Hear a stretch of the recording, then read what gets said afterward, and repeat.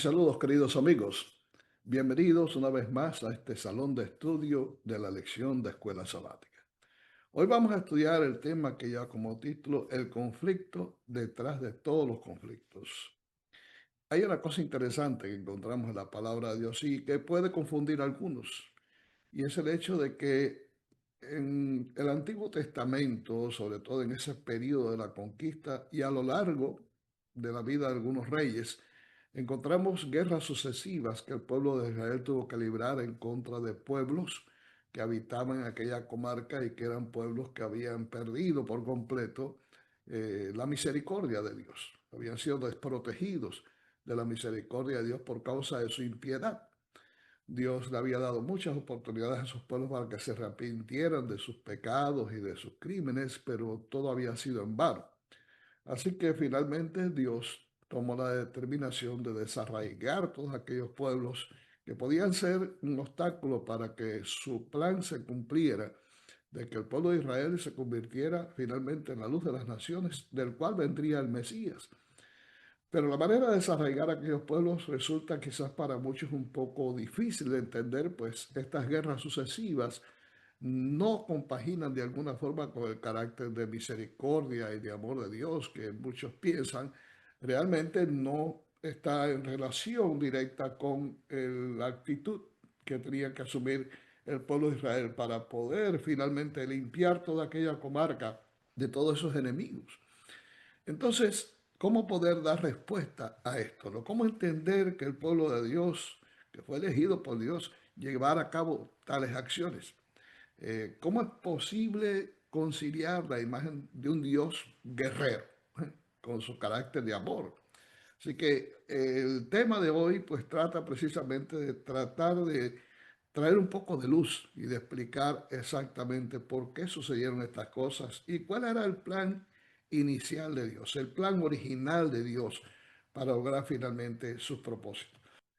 Entonces veamos, por ejemplo, Josué 5, versículos 13 al 15. ¿Qué dicen estos textos acerca del trasfondo de la conquista de Canaán? Ahí se nos menciona que Josué estaba cerca de Jericó.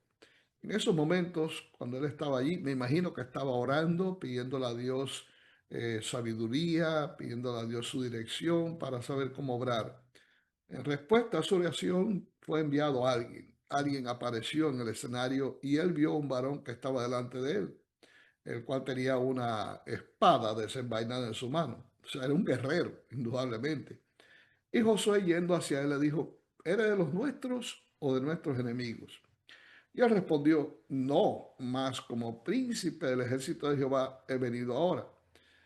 Entonces Josué, postrándose sobre su rostro en tierra, le adoró y le dijo: ¿qué dice mi señor a su siervo? Y el príncipe del ejército de Jehová respondió a Josué: quita el calzado de tus pies, porque el lugar donde estás es santo. Y Josué así lo hizo. Evidentemente, en esta entrevista interesante, en este encuentro que Josué tuvo con aquel personaje extraño para él, hay algunos elementos interesantes que podemos tener en cuenta. Número uno, este visitante no era un visitante cualquiera, era el príncipe de los ejércitos de Jehová. Así que podemos entender que se trataba de Cristo, porque Cristo es el príncipe de los ejércitos del Señor. Y él vino vestido de guerrero, vino con una espada en su mano, en señal de conquista. En un sentido directo, creo entender de que el Señor le estaba mostrando a Josué que el que iba a dirigir la batalla era él, porque él era el príncipe, él era el rey y señor, era el que iba a dirigir finalmente aquella épica conquista de la ciudad de Jericó. Ahora hay algo en la lección de lo cual yo no estoy, bueno, lo cual no estoy muy plenamente de acuerdo. El autor dice, y respeto su punto de vista, claro está, donde dice que las preguntas de Josué acerca de la identidad del extranjero visitante recibieron una respuesta poco reveladora. No, la respuesta del visitante revelaba que no estaba dispuesto a entrar en las categorías definidas por Josué. En otras palabras, la cuestión fundamental no era si el visitante estaba de parte de Josué, sino si Josué estaba de parte de aquel.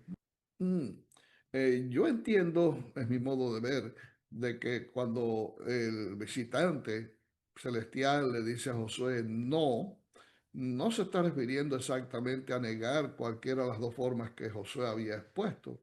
Más bien creo que eso estaba dirigido a contestar la segunda parte de la pregunta de Josué. Josué le preguntó, ¿eres de los nuestros o de nuestros enemigos? Así que él dijo, no, más como príncipe del ejército de Jehová he salido. O sea, ese no pronunciado por el visitante celestial estaba relacionado con una respuesta categórica de que no vería como enemigo, sino como el príncipe de los escuadrones celestiales. O sea, Cristo vería como jefe de los escuadrones celestiales y también estaría al frente del ejército israelita en su afán de conquista. Algunos pasajes que nos ayudan a comprender un poco más la identidad de este visitante los encontramos también en Segunda de Reyes, capítulo 6, versículos 8 al 17, y también hay otros pasajes en Nehemías y en Isaías. En Segunda de Reyes se nos dice que el rey de Siria tenía guerra contra Israel. Y él consultó a sus siervos, en tal y tal lugar estará mi campamento, y dice que el varón de Dios envió a decir al rey de Israel, mira que no pases por ese lugar, porque los sirios van allí. Entonces el rey de Israel envió a aquel lugar que el varón de Dios había dicho, y así lo hizo una y otra vez con el fin de cuidarse. Y el corazón del rey de Siria se turbó por esto, y llamando a sus siervos les dijo, ¿no me declararéis vosotros quién de los nuestros es del rey de Israel? Entonces uno de los siervos le dijo, no rey, señor mío, sino que el profeta Eliseo está en Israel, el cual declara al rey de Israel las palabras que tú hablas en tu cámara más secreta. Si hay algo que debemos aprender en esto es que Dios está en control de todo. No hay nada de lo que pueda ocurrir en lo cual Dios no esté presente.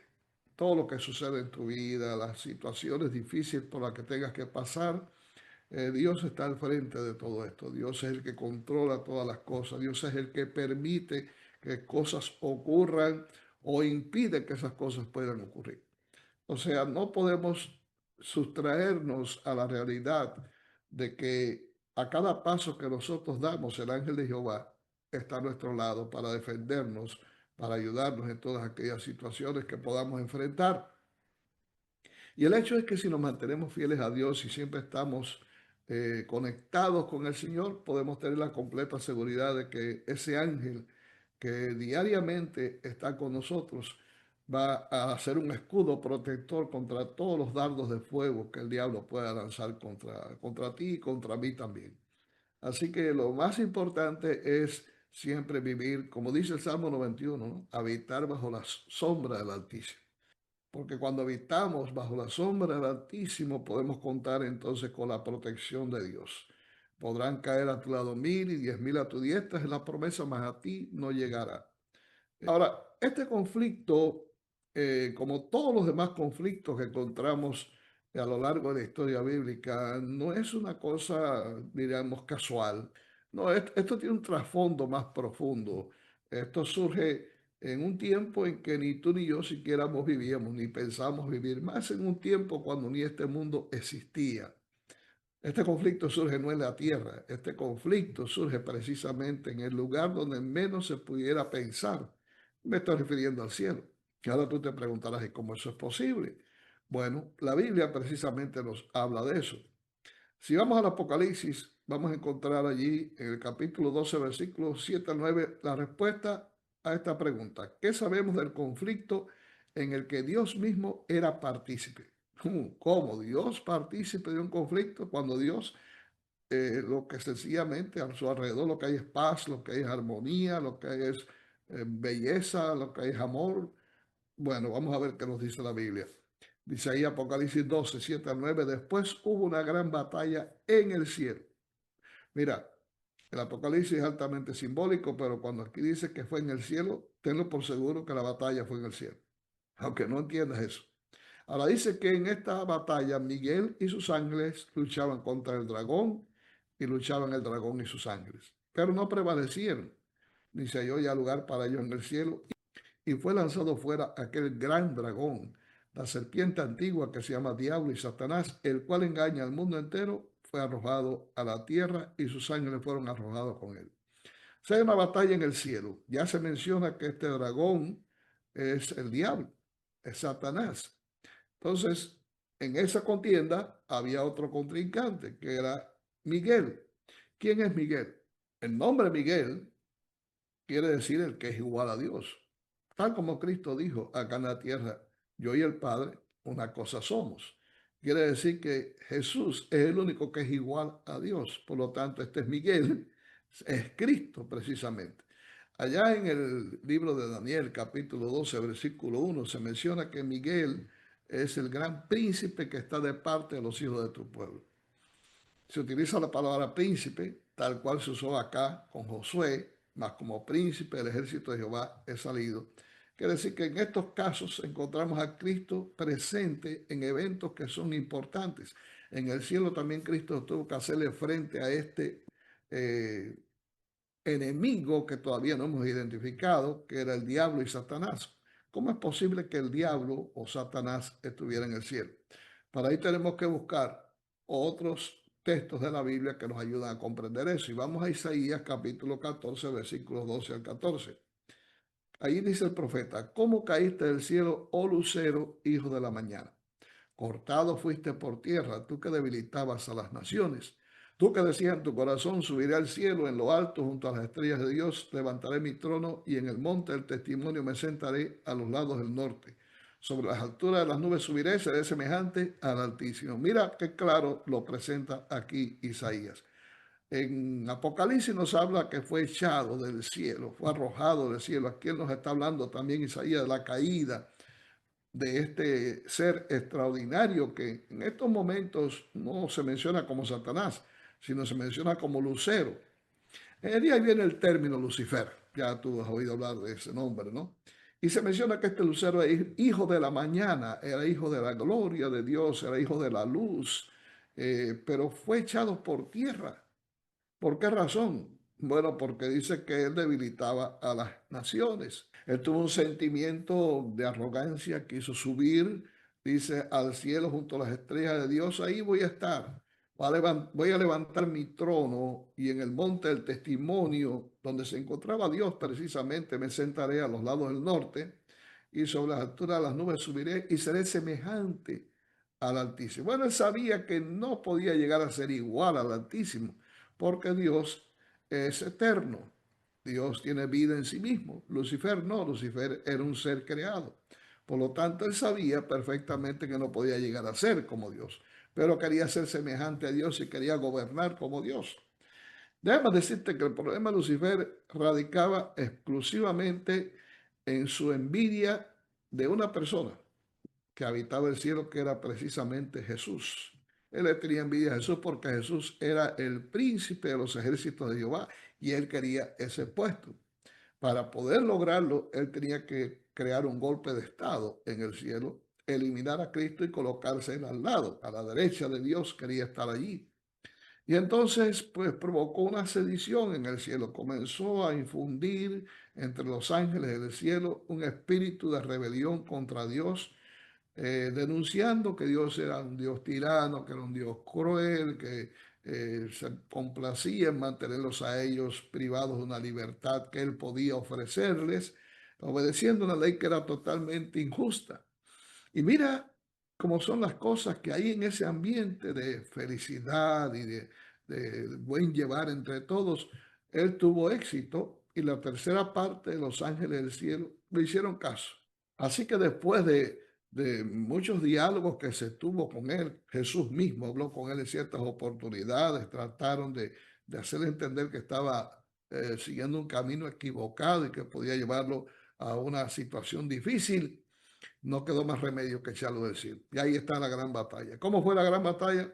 No te lo puedo decir, no estaba yo allí. Algunos piensan que fue una batalla bélica, que tal vez hubo cañones, hubo rifles. No, no creo eso.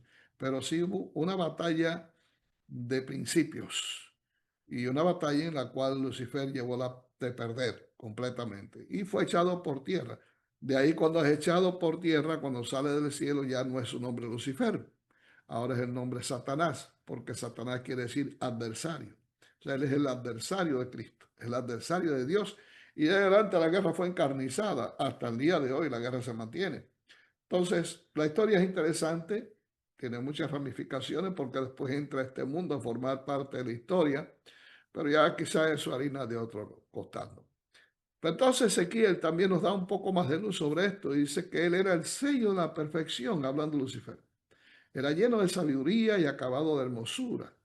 Y dice ahora, en Edén, en el huerto de Dios estuviste. De toda piedra preciosa era tu vestidura, de cornerina, topacio, y menciona varias piedras preciosas. Pero destaco lo que dice más adelante. Tú, querubín grande, protector, yo te puse en el santo monte de Dios. Allí estuviste en medio de las piedras de fuego, te paseabas. Perfecto eres en todos tus caminos desde el día que fuiste creado hasta que se halló en ti maldad. Aquí Ezequiel nos da otros datos más interesantes. Lucifer era perfecto, era sabio, era el más perfecto, quizás por utilizar alguna expresión, ¿no? Porque todo lo que Dios crea es perfecto. Pero vamos a decirlo de esta manera. Él era el más hermoso de todos los ángeles que había en el cielo, el más sabio, más esplendente de todos ellos. Y tenía una posición envidiable. Él era querubín cubridor. O sea, se encontraba cerca del trono de Dios. Era el que estaba siempre ante la presencia de Dios. Y Dios lo puso precisamente allí. Por lo tanto, debía haberse considerado honrado de estar ante la presencia de Dios. Y fue perfecto hasta que un día algo sucedió. Y ese algo es inexplicable. No se puede explicar cómo en un ser perfecto surja una célula maligna. El hecho es que comenzó a tener envidia de Cristo. Y ahí viene la grande historia de la rebelión de Lucifer. Entonces, allí comienza todo. Y eso trajo de vino como consecuencia en todos los males que se acarrearon en este mundo. Se menciona que él estuvo en el Edén, en el huerto de Dios. Conocen ustedes el Génesis, así que ahí viene la historia de la caída, cómo después que el hombre fue creado, finalmente tentó a Adán y a Eva y cayeron en pecado y allí pues Lucifer se colocó como el administrador, por así decirlo, de este mundo, mal administrador. Pero es un puesto que ya Cristo le arrebató porque en la cruz Cristo ganó la pelea que perdió Adán, de manera que ya él no tiene aquí ninguna injerencia y está esperando solamente que llegue el día final, cuando ya sea destruido para siempre. Pero detrás de bambalinas encontramos de que hay alguien que inmediatamente sale a relucir como el gran guerrero. Es precisamente nuestro Dios. ¿Qué significa el hecho de que Dios es un guerrero? Bueno, vamos a verlo en la Biblia. Veamos Éxodo capítulo 2, versículos 23 al 25. Dice que aconteció que después de muchos días murió el rey de Egipto y los hijos de Israel gemían a causa de la servidumbre y clamaron y subió a Dios el clamor de ellos con motivo de su servidumbre. Y oyó Dios el gemido de ellos y se acordó de su pacto con Abraham, Isaac y Jacob. Y miró Dios a los hijos de Israel y los reconoció Dios. Mira, no es que Dios los había olvidado. Reconocer en este punto quiere decir que Dios atendió a su ruego. El pueblo clamó y Dios escuchó. Dios atendió el clamor de ellos. Ahí comienza Dios a trabajar fuertemente como el gran guerrero, como el gran general, para sacar a su pueblo de Egipto finalmente. Entonces, bueno, la historia es larga, ya la conocemos. Moisés fue enviado por el Señor a Egipto y junto con Aarón, su hermano, trataron de convencer a Faraón de que liberara al pueblo. Faraón se obstinó en no hacerlo y ahí comenzaron a ser enviadas una tras otra las 10 mortíferas plagas, concluyendo con la muerte de los primogénitos. Y nos dice el texto, pues yo pasaré aquella noche por la tierra de Egipto y heriré a todo primogénito de la tierra de Egipto, así de los hombres como de las bestias, y ejecutaré mis juicios en todos los dioses de Egipto. Yo Jehová, y la sangre será por señal en las casas donde vosotros estéis, y veré la sangre, y pasaré de vosotros, y no habrá en vosotros plaga de mortandad cuando hiera la tierra de Egipto. Me llama la atención que Dios es el que está al frente. Él es el que va a hacer la batalla, es el que va a librar el combate. Él va a herir a todos los dioses de Egipto, incluyendo el hijo de Faraón, que también se consideraba como un dios. O sea, Dios va a desatar sus juicios. El pueblo estaría tranquilo, no tendría que tomar parte en aquella iniciativa, solamente Dios iría al frente, librando aquella batalla. En Éxodo 15 se menciona algo interesante. Dice que Jehová es varón de guerra. Jehová es su nombre. Echó en el mar los carros de Faraón y su ejército y sus capitanes escogidos fueron hundidos en el mar rojo. O sea, al soplo del aliento de Dios Se amontonaron las aguas, se juntaron las corrientes como un montón, los abismos se cuajaron en medio del mar. El enemigo dijo, perseguiré, apresaré, repartiré despojos, mi alma se saciará de ellos, sacaré mi espada, los destruirá mi mano. Pero Dios sopló con viento, con su viento, los cubrió el mar, se hundieron como plomo en las impetuosas aguas. Y exclama el autor de Éxodo, ¿quién como tú, oh Jehová, entre los dioses? ¿Quién como tú, magnífico en santidad, terrible en maravillosas hazañas, hacedor de prodigios? Es Dios quien pelea por su pueblo, porque Dios finalmente tiene el derecho de hacerlo. Dios ha estado al frente en cada contienda, así también Dios lo estuvo en el comienzo de la historia del Éxodo, cuando liberó a su pueblo en Egipto. Según la ideología bélica del antiguo cercano oriente, los conflictos entre los pueblos se consideraban en última instancia conflictos entre sus respectivos dioses. Es así. Entonces ahí vemos como en Éxodo 12, versículo 12 declara que el Señor ejecutó sus juicios, no solo sobre el faraón, sino también sobre todos los dioses de Egipto, estos poderosos demonios que gobernaban Egipto. O sea que Dios es el que libra las batallas y simplemente nosotros somos espectadores ante las batallas que libra el Señor. El Señor lucha por nosotros. ¿Cuál era el plan original de Dios respecto de la participación de los israelitas en las guerras? Eso nos lo dice Éxodo 14, versículos 13 al 14. Dice que Moisés dijo al pueblo, no temáis, estad firmes y ved la salvación que Jehová hará hoy con vosotros, porque los egipcios que hoy habéis visto, nunca más para siempre los veréis. Jehová peleará por vosotros y vosotros estaréis tranquilos. Y quitó la rueda de los carros, los trastornó gravemente. Entonces los egipcios dijeron, huyamos de delante de Israel porque Jehová, fíjense bien cómo ellos se dieron cuenta de eso, ¿no? Porque Jehová pelea por ellos contra los egipcios. Queridos, siempre fue el plan de Dios que los israelitas no tomaran parte en ninguna batalla. Mientras ellos tuvieran fe y confianza en él, Dios iría abriendo el camino, así como abrió el Mar Rojo. Dios iría abriendo el camino a lo largo del desierto, ir abriendo el camino. Cuando ellos entraran a la tierra prometida, Dios iría desarraigando a todas aquellas tribus, aquellos pueblos paganos, los iría desarraigando. Israel simplemente estaría allí mirando cómo Dios obraba en una forma maravillosa. Dios no quiso que obtuvieran la tierra prometida por medio de la guerra, dijo la sierva de Dios en Sign of the Time, sino mediante la sumisión y la obediencia incondicional a sus mandamientos. ¿Por qué las cosas cambiaron? ¿Por qué todo se trastornó y Dios tuvo que cobrar de una manera diferente? Sencillamente porque el pueblo fue incrédulo. La incredulidad de ellos, expresada después del éxodo, fue lo que llevó a Dios a permitirles que participaran en la guerra contra los cananeos, pero no era el plan de Dios. Nota una cosa, cuando los israelitas rechazaron la teocracia, pidiendo a Samuel que les pusiera un rey, de ahí en adelante tendrían que librar sus propias batallas. Y eso lo menciona en 1 Samuel 8, puedes leer la historia ahí. Ellos no rechazaron solamente a Samuel, les dijo Dios, ellos me han rechazado a mí. O sea, no quisieron seguir bajo la égida de Dios.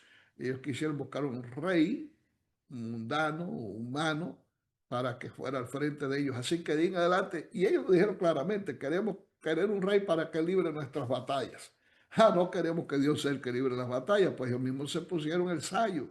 Así que de ahí en adelante, pues las cosas, ya ustedes saben, fueron de mal en peor. Con todo, Dios en su misericordia, pues mientras ellos se mantuvieran fieles, iba a estar al frente también, ayudándolos para que puedan salir victoriosos. Pero ya las batallas tenían que librarlas ellos. Dios se iba encargando de la victoria, eso sí. Y en muchas oportunidades Dios todavía en su misericordia actuó, con aquella oportunidad en que mató a 135,000 asirios.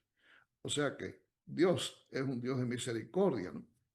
Entonces, en la Biblia se menciona, por ejemplo, dos casos a manera de ilustración para que podamos ver cómo Dios obra, ¿no? Está la historia que nos menciona Éxodo 17, 7 al 13, cuando Josué se enfrentó a Amalek.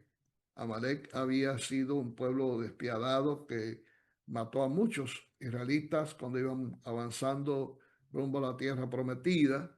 Ellos quisieron pasar y prometieron pagarle todo lo que ellos usaran agua o algo así, pagarle, pero Amalek lo que salió a hacer guerra contra ellos y destruyó, mató a muchos de la retaguardia del pueblo. Y ahora llegó el momento de la venganza. Entonces Dios había ordenado raer a Amalek de sobre la faz de la tierra. Y llegó el momento allí en Refidín, cuando entonces Josué se enfrentó a Amalek. Y mientras Josué peleaba contra Amalek, Moisés tenía su mano en alto, pero siempre que él tenía su mano en alto, pues prevalecía Israel. Pero Moisés se cansaba y el abrazo se le caía y entonces Amalek prevalecía. Y entonces Aarón y Ur lo que hicieron fue poner una piedra donde Moisés se pudiera sentar y él sostuvieron los brazos de Moisés. Así que así sostenido por Aarón y Ur, Moisés pudo mantener sus brazos extendidos hasta que finalmente Josué destruyó completamente a Amalek. Dice la Biblia que Josué deshizo a Amalek y a su pueblo a filo de espada. Esta es una ilustración interesante de la cooperación mutua con aquellos que lideran el pueblo de Dios, ¿no? Nosotros no somos infalibles, somos personas que realmente podemos avanzar y podemos triunfar siempre y cuando trabajemos en grupo, trabajemos en conjunto. No somos el llanero solitario. La unidad que pueda existir entre pastores y laicos es lo que va a hacer que finalmente la obra concluya y podamos ponerle fin al reino tenebroso de Satanás. Así que creo que esta ilustración es básica para entender cómo se puede ganar un conflicto, cómo se puede ganar la batalla, cómo se puede llegar hasta el final, finalmente triunfando en Cristo Jesús. Sin embargo, en Josué capítulo 6, versículo 15 al 20, está la conquista de Jericó. En la conquista de Jericó la estrategia fue diferente. Aunque el pueblo de Israel participó, no obstante, sin embargo, aquí vemos que Josué recibió ciertas instrucciones, el pueblo tenía que dar 7 vueltas a la ciudad, tocando las trompetas, la séptima vuelta, el séptimo día, el pueblo debía gritar y entonces los ángeles de Dios se encargarían de derribar los muros de Jericó, que de hecho, cuando eso ocurrió, el derribar los muros de Jericó y demás, pues mató una gran cantidad de soldados, así que cuando el pueblo avanzó prácticamente ya la batalla estaba ganada. Así que el pueblo avanzó adelante y finalmente tomó a Jericó asistido por el poder de los santos ángeles de Dios. En esta lección pues hemos podido ver algunos puntos interesantes y en esos puntos pues hemos comprendido, número uno, no era el plan de Dios indudablemente de que el pueblo de Israel se enfrentara a sus enemigos, librando ellos de por sí solo las batallas, aunque Dios lo asistiera. No, el plan original de Dios era Él mismo librar esas batallas. Y fue su intención hacerlo y mostró en la liberación en Egipto de que él era el que iba a ir al frente, él era el que iba a librar esas batallas. Pero el pueblo por su incredulidad, pues finalmente creó en la base, creó el escenario para que entonces de ahí en adelante ellos tuvieran que librar sus batallas también. O sea, mientras la fe de ellos estuviera anclada en el Señor libraba las batallas. Cuando ellos fallaran en la fe, pues Dios tenía que tomar otras medidas y los iba a incluir también a ellos para que aprendieran a tener fe y confianza en él. Pero cuando ya ellos dijeron, no queremos más que Dios reine sobre nosotros, queremos que sea un rey y que él lleve nuestras batallas, entonces de ahí en adelante, mira, la cosa cambió. Así que no fue el plan de Dios y Dios tuvo que finalmente hacer esto para enseñar a su pueblo a depender completamente de él. Mira, la lección, una de las lecciones que podemos obtener es que mientras nosotros tratemos de librar los conflictos y llevar a cabo toda gestión que querramos hacer, las batallas que tenemos que librar contra Satanás y demás, con nuestros propios esfuerzos vamos a fracasar. Dios a veces por misericordia envía a su ángel para que nos ayude, para que no tengamos mucho daño, pero no nos van a ir bien las cosas. Pero si ponemos nuestra confianza en Dios y dejamos que Dios vaya delante, el Señor nos va a decir, mira, estate tranquilo, ¿no? Tú quieto, tranquilo, y déjame a mí obrar. Tal como dice el texto, encomienda a Jehová tu camino, confía en Él y Él hará. Así de fácil. Así que yo te invito para que tú confíes más en el Señor, para que tú pongas tu vida en las manos de Dios y pongas todos tus planes a los pies del Señor, para que Él sea que los prospere, si es su voluntad, o los echa a un lado si en su sabiduría entienden que no son para nosotros lo mejor. Dice esta declaración de Elena White: Dios les había dado el privilegio y el deber de entrar a la tierra en el tiempo que les señalara, pero debido a su negligencia voluntaria se les había retirado ese permiso. No quería él que tomaran posesión de la tierra por medio de la guerra, sino mediante la estricta obediencia a sus mandatos. Hubiera sido muy diferente si hubieran aprendido a confiar en Dios. Dios te bendiga. Es mi deseo de oración. Nos vemos la próxima.